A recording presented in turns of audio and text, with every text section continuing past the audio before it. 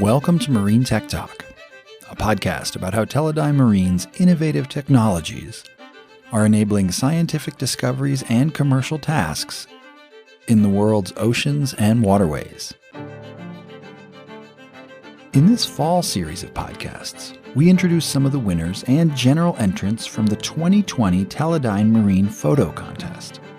Teledyne's annual photo and data contest concluded with over 80 qualified submissions that helped the company donate more than $1,200 to Save the Children as part of our charitable giving campaign. In this episode, we speak with Matt Nichols, president and owner of Survey Systems in Evergreen, Colorado. Survey Systems is a service-disabled, veteran-owned small business that does geodetic and hydrographic surveying work for a variety of customers. Matt has been working on the hydrographic side of surveying for the past 15 years.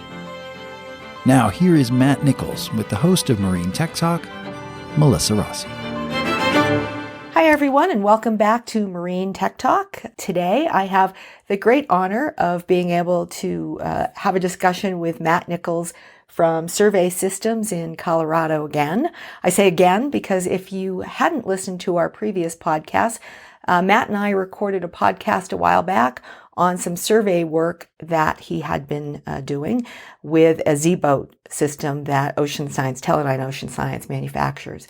And since that time, Teledyne Marine ran their photo contest, and Matt submitted some images and actually won one of our honorable mention awards. So we're here today with Matt to have a discussion about that photo. So hi, Matt, and welcome back. Hi, Melissa. How are you? I'm doing well. Nice to have you back on the show again. Thanks for the opportunity. So you submitted a photo, I presume, from one of your survey runs, and it was a picture. I'll describe it here for the listeners, but for our listeners, if you look on the Teledyne Marine website page, you'll find this podcast and you'll actually be able to see the image itself. But there's a picture in the background of a slightly larger vessel, obviously with people on a manned vessel, and then the Z-boat 1250 running out in front. Where was that picture taken, and what are you doing in that image?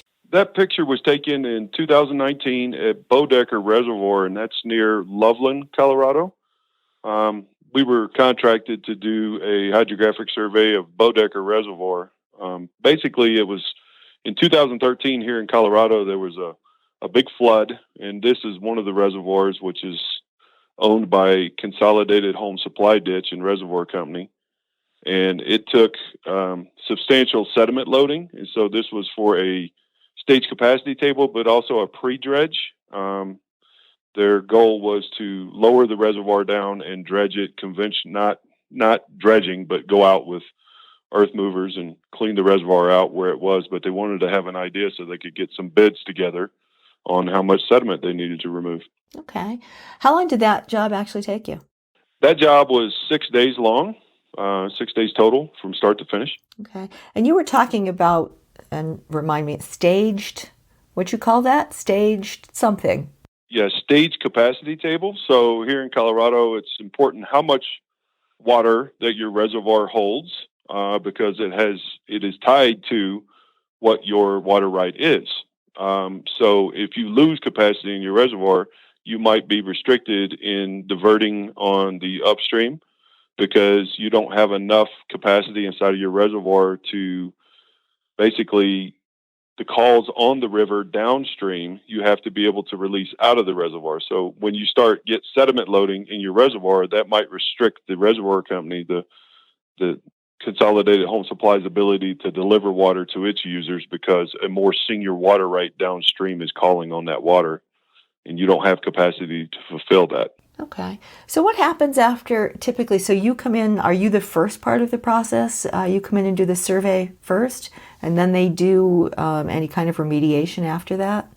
That's correct. So we come in and do the survey and identify what the stage capacity is and where the sediment is located at, and then they can determine how far they need to either lower the reservoir down if they can or dredge it. So we come in first so that they can come up with a plan of how to increase the capacity of the reservoir without having to empty the reservoir, because it's very expensive to empty it. So you don't want to empty it and then survey it and then fill it and then empty it and then dig it out. So Yeah, that does sound like a lot of work. Is this sort of surveying of the reservoirs done routinely, or is this something after an event? You mentioned flooding, so I don't know whether, does this only happen after big events? no, they from time to time, the districts that we work for will want to look at it because they're constantly sediment loading. So when you build a reservoir, the rivers are delivering sediment downstream and these reservoirs collect it. And so some of the companies we work for do them every 5 years, some do them every 10. If it's a high hazard dam, which is, here in Colorado, you can have a high hazard dam when it goes over a certain vertical height, then they're mandated by the state to do it, however often they agree with the state to get it done. Okay. And was this particular reservoir one of those? Is this a high altitude, or was it a remote access, or just the fact that it needed it because of the flooding event? In this instance, it was done because Boedecker Reservoir is pretty old, and it hasn't been done. The last stage capacity, I think, was done in the 70s, as I recall. Wow. And it hasn't been done since then. But in part of the recovery from the 2013 flood, we're still recovering from that flood. And this was downstream from that area that flooded really hard up in northwest Colorado. And it wasn't a high altitude. It was probably, well, for me, it's not high altitude. It was probably still around 6,000, 7,000 feet. This one was easier to get to, and it actually had a boat ramp. So that was really good for us. So that means that we could use the larger platform. Most of the stuff that we do, we got to, hook a boat onto a tractor and dump it down in the boat, get it in the reservoir and hope we get it back a lot of the times. Yeah, so that brings me to a good question for people who aren't familiar with the surveying process. They see that big boat in the picture, and then they see that little tiny thing out in front. What's the value of the little tiny survey boat, the unmanned survey boat out in front? Why not just do it with the big boat? Well, we did the majority of it with the big boat. However, when you get into the shallow areas, it gets they filled the reservoir to capacity, so it was as full as it could be. So we had a lot of submerged brush, trees, logs, rocks along the shoreline. And to take that big boat up in those shallow areas, that puts the crew at risk and puts our assets at risk. And so what our work process has been is to use the Z-boat since we've owned it. This was the first project we did with our Z-boat, as a matter of fact.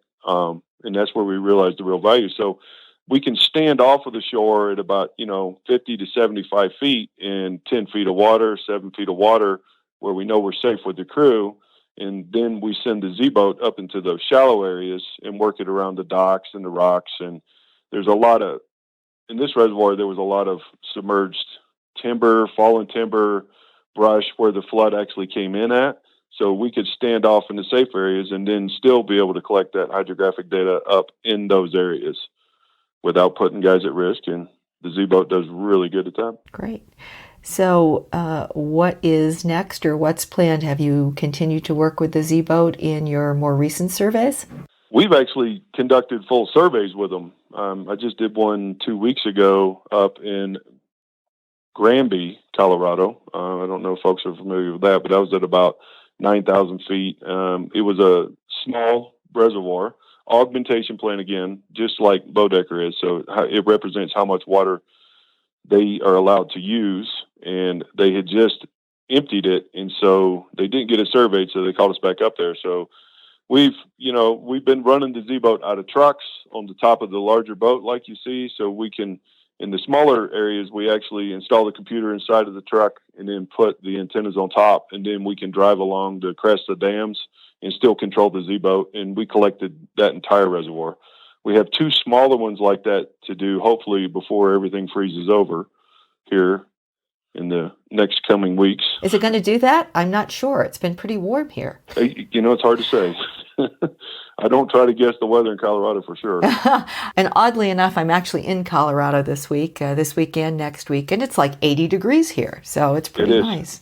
In September, it was 89 degrees on a Tuesday, and then it snowed 6 inches on Wednesday. So, You never can tell. I remember that, actually. I remember having that conversation with somebody in Colorado about that. I'm like, I can't believe you're going to get snow tomorrow. So I did love the photo. It really is, depending on how you look at it, is a very functional photo. Then you look at it and you go, what is that? Is that little boat leading the big boat? I mean, what's going on in that picture? So it really gives us a better idea on a realistic scale of what you guys do with the Z boat versus the larger scale vehicle when it comes to survey.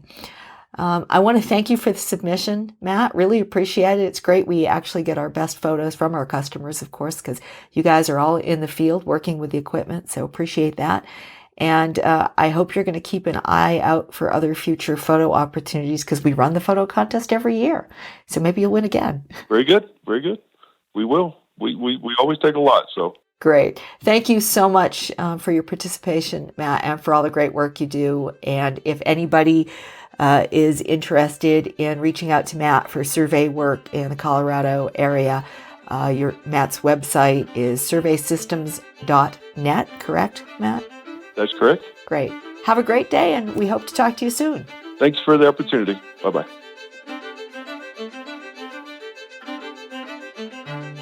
Thanks for listening to the Marine Tech Talk podcast. To learn more about survey systems and the work that Matt and his team are doing, you can visit www.surveysystems.net. We'll also put links to the LinkedIn and YouTube accounts for Survey Systems in the notes for this episode. If you have any questions or comments about this show, you can email host Melissa Rossi at marinetechtalk@teledyne.com. If you like this podcast, please make sure to subscribe on Apple Podcasts or wherever you're hearing this show. That way, you'll never miss an episode. Thanks for listening, and we'll see you again next time.